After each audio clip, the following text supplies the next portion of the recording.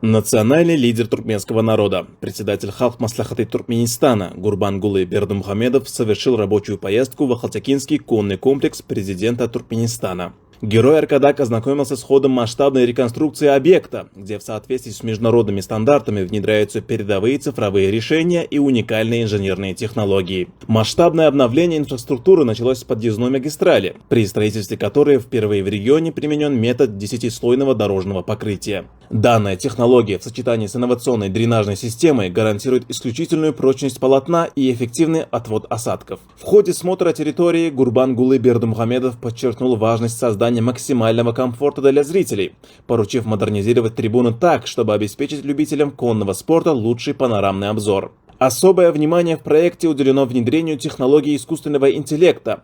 В умных конюшнях комплекса процессы вентиляции, кормления и поения полностью автоматизированы. Инновационная система мониторинга с помощью цифровых датчиков позволит в режиме реального времени отслеживать состояние здоровья скакунов, аккумулируя все данные в едином цифровом центре комплекса.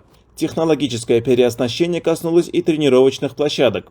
В крытом манеже применена уникальная система нижнего увлажнения белого песчаного грунта, что обеспечивает его оптимальную плотность. Для безопасности небесных коней все ограждения манежа обшиваются специальными эластичными материалами, предотвращающими травмирование ног. Как отметил национальный лидер туркменского народа, использование лучших мировых практик и цифровых технологий позволит поднять коневодческую отрасль страны на качественно новый уровень развития.